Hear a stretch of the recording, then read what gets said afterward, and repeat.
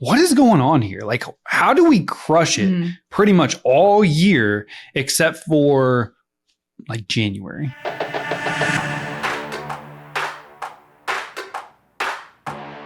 Hey, welcome to the Insurance Buzz. We are your hosts, Michael and Courtney Weaver. And today we're going to be talking about what to watch out for in December. Look, you heard us just laugh because if you're listening to this on the podcast, but you're not checking out the YouTube video, Courtney just was like, what are you looking at? What are you doing? I love her intro. I get so excited every single time because there's some prep work that goes into before you hit record and all your butterflies are going and you're like, what am I going to talk about? And then it's like game time, which I feel goes so in line with what we're talking about. Yeah. Every time you're like, what is it? Talladega Nights when he was like, Ricky Bobby, I don't know what to do with my hands. Every time. If you don't watch the video on YouTube, please go watch it just for my intro because I'm always trying to cut that moment of like, I was more so thinking of like the little kid that was like, I'm gonna drink Mountain Dew and come at you like a spider monkey.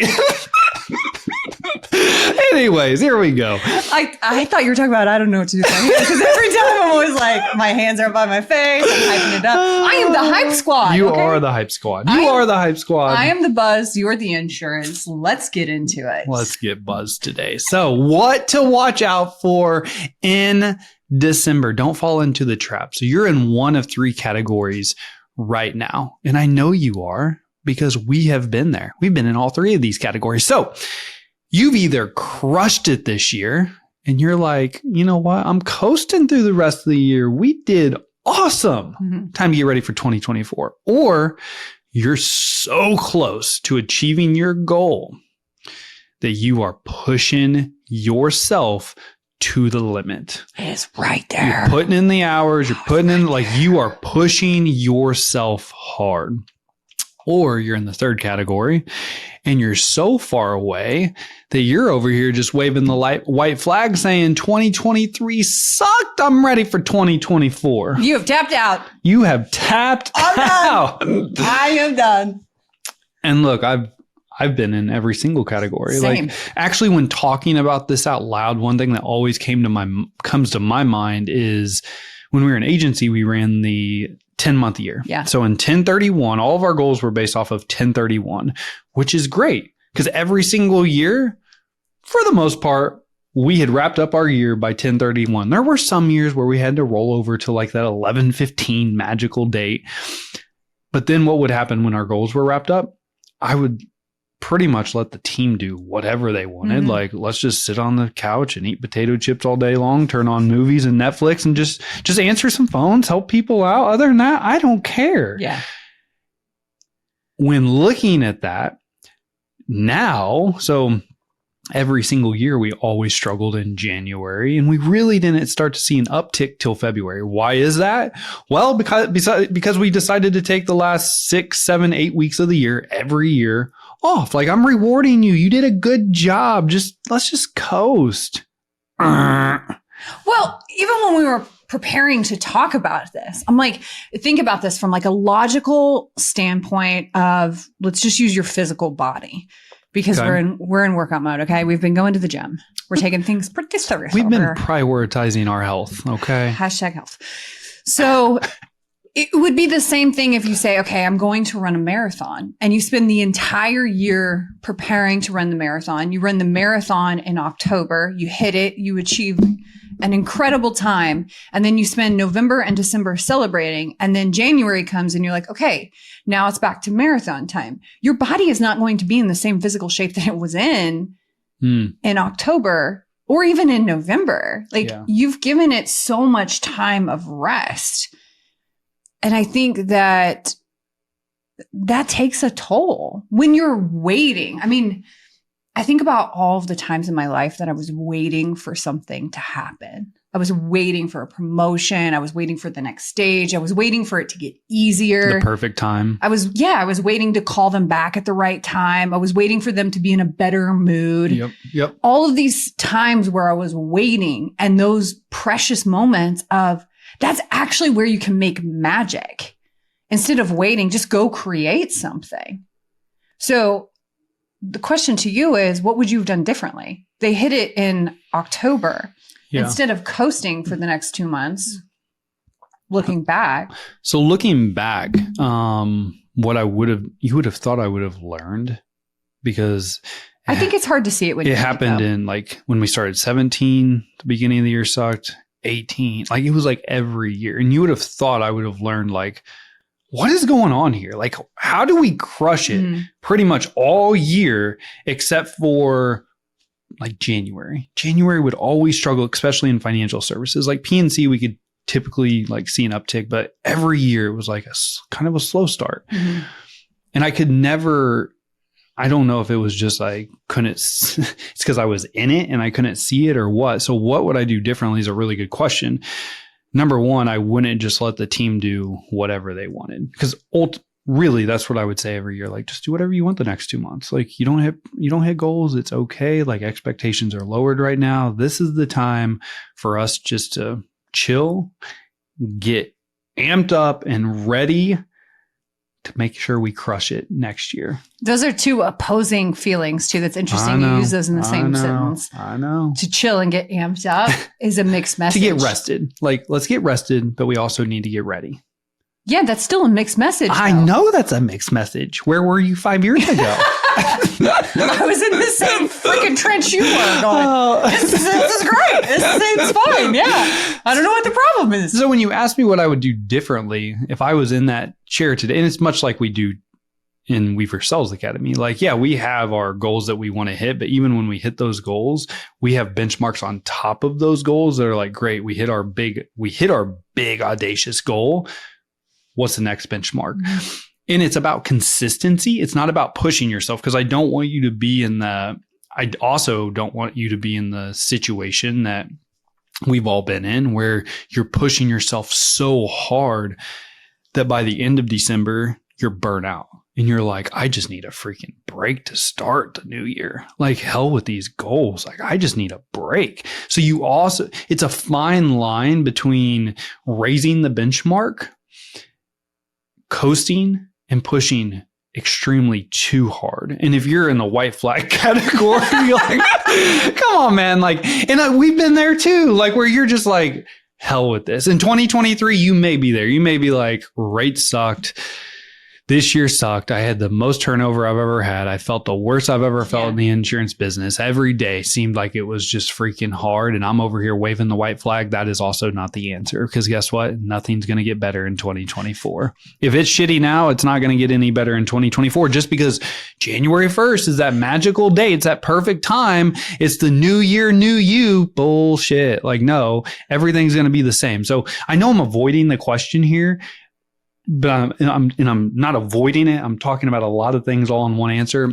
What I would do is have benchmarks on top of your big audacious goals and really focus on what you can do every single day. It doesn't matter if it's January 1st or December 15th.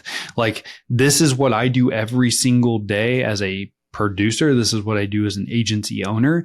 And this consistency is what will get me to where I need to go to accomplish the goals I need to accomplish. That is so unsexy. It's, well, okay. It is unsexy. It is incredibly unsexy. Like, hearing you say that, I was like, boring. Well, shit. Boring works. Boring does work, because when you were talking about this, and this is not a moment in our marriage where you're like, hey, she said I was right. I don't need you to start tallying all your rights. Oh, but Lord forbid I was right. I don't hear that one very often. I told you you're going to start telling. No, but when you were describing those three things, I felt the visceral emotion of all of that. Like the extreme high of like, I have climbed and sacrificed and suffered this entire year to achieve this plastic trophy. And I did it. I hit my goal. Then it's the extreme of, I am so close that I'm like, you can feel that when somebody's like, I am pushing for something, you know exactly what they're feeling. And then it's I am so far away, that defeated, hopeless, like all of those emotions. And they're spikes. And success actually lies in the mundane. It's the boring, unsexy daily. So when you were saying that, I like that you said you would up expectation, but I would just make it a daily thing. I would just make it like, how do you win the day? Because for me, I'm going to relate it to health again. I'm obsessed with health right now. Maybe it's just because of where we're at in our physical thing. But if I have this big, audacious goal that I'm working towards, the surefire way for me to achieve that is to control my day every single day, regardless of if it's June 15th and my race is September, or if it's January 15th and my race is September. Like, I'm still going to have to put in a minimum expectation of work every single day. But I do have some thoughts on what I would do differently if I already achieved a goal at the end of October and I had 2 months. Let's hear it. I am an agent or a producer, I would take that time and I would use it as a science experiment. And I would audit my entire year. When did I have the most energy? What was I doing when things were going really well? What was I doing when shit was hitting the fan? What worked in objections? What worked in systems? What worked in processes? Like, measure all of the things that you put off throughout the year because you're in it. Like, take that time to actually have like massive reflection and create a game plan. And I would not start the game plan in January. I would start it in December. 100%. I would have December be my warm-up month. 2024 starts in December. Yes. Absolutely. Can we high five? Yes. December. Why are you asking me? We always going to high five. Well, but I didn't want to throw you off like my Talladega 2024 definitely starts in December, like hands down, no questions asked. The activity that you do in December, and because that's why we always struggle. Because some of the things you just talked about, we used to do. We would go through our processes. What we did do really well during like November and December is we trained a lot. We trained and we trained and we trained. The problem is the activity wasn't there to fill the pipelines to ensure that we get off to a great 2024, which is what you're talking about. 2024 starts in December. So not only do you need to reflect on everything, get everything in order, but the activity also still has to be there. From a daily minimum, the activity, and a weekly minimum, the activity still has to be there because we're in sales. The pipelines have to be getting lead generation into the pipelines to set you up for a successful 2024. Well, and I think too, you don't know if something works until you test it. So you can train until you're blue in the face, but until you actually try that on a customer, for sure, you're not going to know if overcoming that objection that way is actually your style, if that actually works. So I would say gather all the information needed and apply it in December. So when January hits and customers' buying behavior has shifted because collectively as a society, we're all ready for a fresh start. That's when I would have already shifted into high. And here's the thing is because someone right now is going to hear that comment and be like, yeah, it's a lot harder right now. Buying behavior, it changes during the holidays. That is not an excuse for you to not hit your production expectations. Just because consumer buying behavior changes a little bit, you have to at least be skilled up enough to be able to overcome those holiday objections that you face every single year because they're the same ones every single year. And you may have to work a little bit harder. Okay, hold on. You said that so quietly.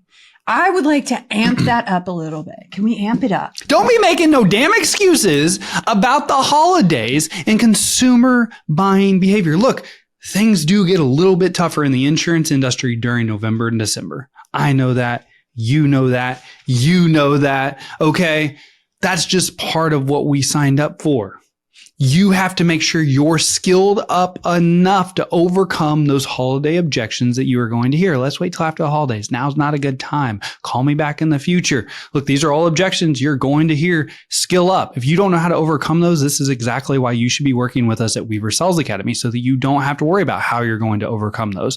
Anyways, my rant is over. Do not let that be an excuse. You may have to work a little bit harder. You may have to make some more calls. You may have to ask for some more referrals. You may have to train a little bit more. You can still hit your numbers. I am just now getting started. I am a fire-breathing, competitive dragon. And if you are listening to this, you are the same way. So my favorite time is when it's tough. Because I know that the guy or the girl down the street has Giving her up. feet up on the desk. And I'm like, perfect. This is my opportunity to improve my skill set. Because if I can make it when it's hard, ooh, I am golden when it's easy. You cash in, baby. You cash in. I'm glad we're on the same page there. So I love this time of year. Why not? So why are you waiting until January? So here's the magical time about this time of year, besides Christmas. Magical time of the year. But this is exactly why. Everybody's in a good freaking mood because it is the holidays. Everybody loves holidays. Consumers love holidays. Consumers love Thanksgiving because of Black Friday. And family time, all right? Consumers I love it. You immediately went to Black love Friday. Christmas. And consumers love the new year, baby. New year, new you. Consumers are they're in great attitudes right now. Now, I know some shit comes up and they're like, I'm stressed. Money's tight. Yada, yada, yada. They are in good moods. People love the holidays.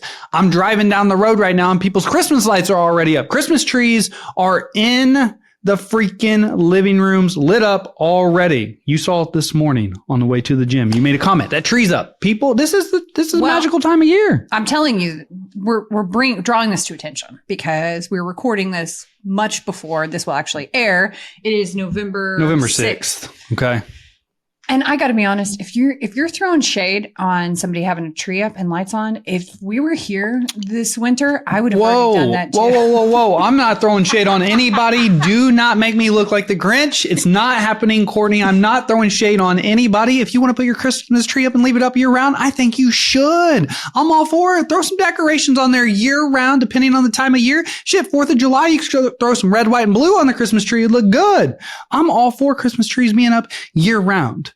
What I am not for is these excuses that every single one of us have come this time of year where people are busy. People don't have time. They want to wait till after the holidays. Look, I've been in your chair. I've been there. I've made the same stupid excuses to myself. You know, this, we just need to wait till next year. Holidays are almost over. It'll get easier then. It never gets easier. People always have excuses. People are always busy. Waiting and waiting and waiting. And I know I got quiet again, but damn, man, like, but don't make me look like the Grinch. I know. You will wear a sweater. You have an elf outfit. It is a whole thing. You are committed to the process. I love it. All I'm trying to say is people are in good moods. It's let's be 100%. Let's get to it right now. All right. The person on the other end of the phone is going to reflect your feelings. You with me right now? Now, I'm not saying they're not going to have their upfront objection, but how you approach them is your feelings. And so they're going to mirror you. If you're like pumped up, excited, you want to get the quote going, the conversation going, the likelihood of them doing the same is pretty high. Now, if you're the person on the other end of the phone, it's like, yeah, I get it, man. Kids, it's busy right now. Holidays. Yeah. Let's just put a calendar. Let's put a time on the calendar that I know you're never going to answer the phone, but let's do it anyways in the future. All right. If you're that person, they're going to mirror you. So you are the person in control of your own destiny.